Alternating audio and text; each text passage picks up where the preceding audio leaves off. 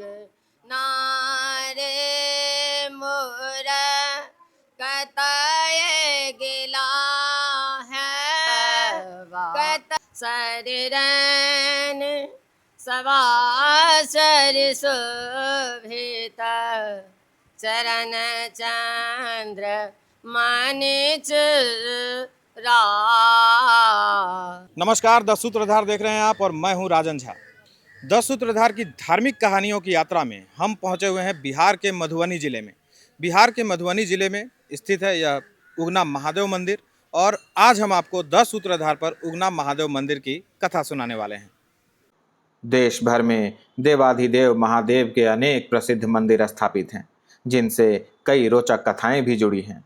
भोले भंडारी का ऐसा ही एक मंदिर बिहार के मधुबनी के पंडौल से सटे भवानीपुर गांव में स्थित है, जो उगना महादेव व उग्रनाथ मंदिर के नाम से प्रसिद्ध है। इसे भक्ति की शक्ति ही समझिए कि भगवान शिव ने अपने भक्त महाकवि विद्यापति के घर चाकरी की थी।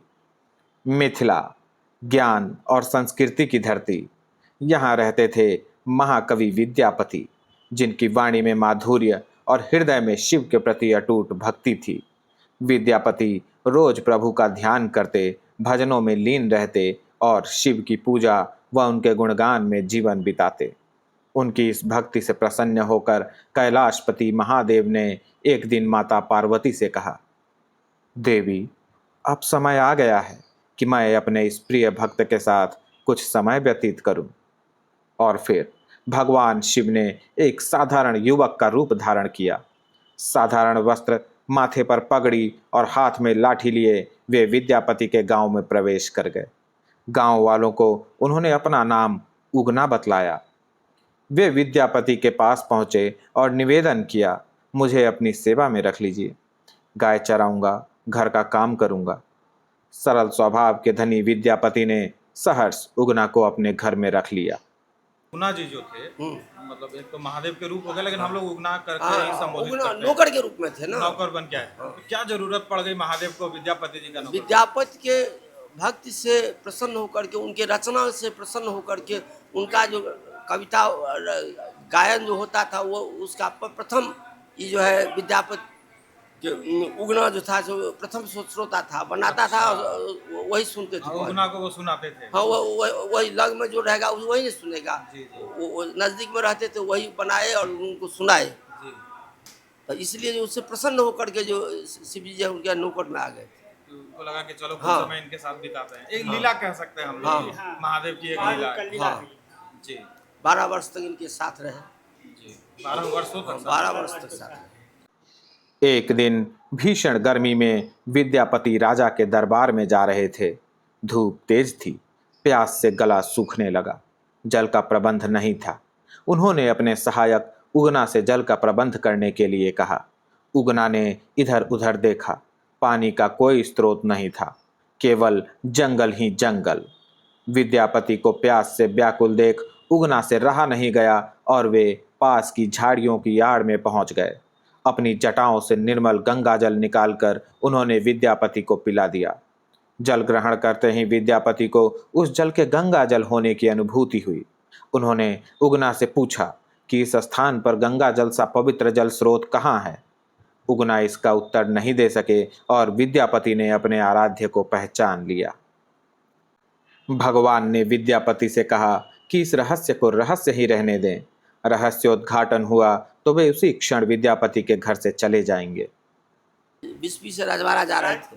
यहाँ राघोपुर के पास रजवाड़ा है, राजा शिव सिंह का गढ़ था। उन्हीं के दरबार में ये राष्ट्र कवि थे, तो वहीं जा रहे थे।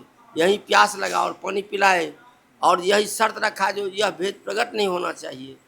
जिस दिन यह भेद प्रकट हो जाएगा उस दिन तुम्हारे साथ हम नहीं रहेंगे, यह शर्त रही। यही वो जगह है जहाँ विद्यापति जी को प्यास लगा था और यहीं उगना रूप नाम से जो नौकर था विद्यापति के यहाँ, यहीं वो जल पिलाए। वहाँ वो चंद्रकूप है, वही वो जगह है। वहाँ जटा से गंगा निकाल करके शिव जी को पिलाए, विद्यापति को पिलाए, यही वो जगह है। तो विद्यापति जी ने जब वो जल ग्रहण किया, हाँ। तो उनको पता चल गया कि यह जल गंगा जल है, गंगा जल है। तभी भेद खुला। हाँ। तो उसके बाद वो अंतर्ध्यान हो गया कि साथ में गए उनके? उनके साथ गए, शर्त लगा जो यह भेद जो है किसी को नहीं बताना है। जिस दिन यह भेद प्रकट हो जाएगा, खुल जाएगा, उसी दिन हम तुम्हारे यहाँ इस रूप में नहीं रहे। एक दिन विद्यापति की पत्नी ने उगना से कठोर शब्द कहे। इतना ही नहीं, चूल्हे में लगी लकड़ी लेकर वे उगना की पिटाई भी करने वाली थी। यह दृश्य देखकर विद्यापति का हृदय भर आया। भावावेश में उन्होंने पत्नी से कहा कि जिसे तुम डांट रही हो वो कोई साधारण चाकर नहीं, स्वयं भगवान शिव हैं। जैसे ही ये शब्द निकले, उगना अदृश्य हो गए। साक्षात महादेव हैं। विद्यापति जब भेद खोल दिया सुधीरा के पास ये महादेव है साक्षात, तब वो उगना वहाँ से विलुप्त हो गए और यहीं स्थापित हो गए। यही विश्व में बहुत दिन तक उस साथ रहे और उसके बाद जो है सो ये माघ में नरक निवारण चतुर्दशी होता है। उसी दिन सब आदमी व्रत किया था।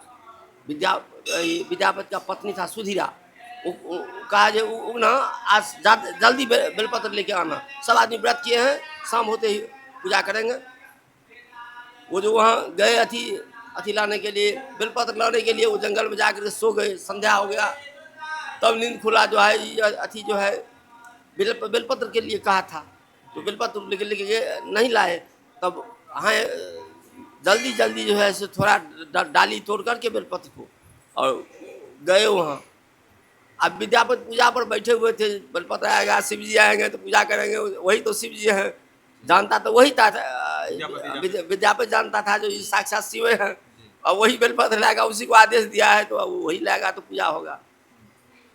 इसी क्रम में जो है उससे बेलपत्र के डाली लेकर के आया, कहा जो लीजिए बसा चारा। जैसे ही रखा हो आगे सुधीरा वहाँ से आधा जला हुआ जलावन लेकर के दौड़े मारने के लिए इतना लेट कर दिया। आज कहा ज़्यादा जल्दी आने के लिए तो ये है आज और ज़्यादा लेट कर दिया। मार पिटाई भी नहीं, दौड़े जैसे कि तैसे विद्यापति नहीं बर्दाश्त हुआ। अब कैसे बर्दाश्त हुआ? उसको तो पता चल चुका। हाँ, अब उसको कैसे बर्दाश्त हुआ? कहा जिसके लिए सब व्रत किया है साक्षात शिव वही ना है। जैसे ही उन्होंने कहा है जैसे शिव वही है, शिव है, आगे शिव जी विलीन हो गए। तब तो फिर विद्यापति पछताए, पर अब बहुत देर हो चुकी थी। अपनी भूल पर पछताते हुए कवि विद्यापति वनों में उगना को खोजने लगे। इसी क्रम में एक लोकगीत की रचना हो गई। गीत के बोल में आप विद्यापति की पीड़ा को अनुभव कर सकते हैं। नारे मोरा कतय गेला है, कतय गेला शिव हृदय भेला है। नंदन वन में भेटला महे नंदन वन में भेटला महे मोर मन हर सीता, मोर मन हर सीता मिटल कलेश उगना रे मोर।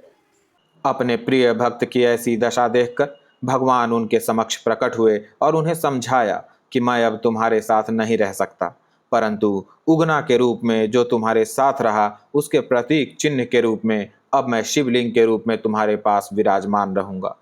उसके बाद से ही उस स्थान पर स्वयंभू शिवलिंग प्रकट हो गए। यह स्वयंभू है, यह यहाँ भोले बाबा स्वयं प्रकट हुए हैं। शुक्ल यजुर्वेद में यह उगना जो नाम इन्होंने जो नाम कहा जो मेरा नाम उगना है, तो शुक्ल यजुर्वेद में एक खष्टम अध्याय में उगना का नाम है, या वैदिक नाम उगना का है। स्थान पर उगना ने विद्यापति की प्यास बुझाई थी, वहीं शिवलिंग प्रकट हुआ, जो आज उगना महादेव मंदिर है। और जिस स्थल पर उगना ने विद्यापति की प्यास बुझाने के लिए माता गंगा का स्मरण किया था, वहां आज एक चमत्कारी कुआं है। इस कुएं का जल भी गंगा जल की तरह कभी नहीं सड़ता। बैसाख मास में भी पानी शीतल रहता है, उसमें कीड़ा नहीं होता है, विशुद्ध गंगा जल का प्रमाण है।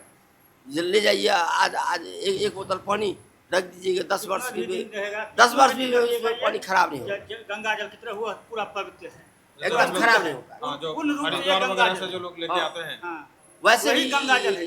खराब नहीं हो पाएगा। तो उसकी हाँ, यह है कि ड्राम में हाँ, पड़ा रहता है घर हाँ, में, जो है खराब नहीं हाँ होता। नहीं, कीड़ा इसमें नहीं कीड़ा लगा, नहीं इसमें भी वही है। हाँ वही।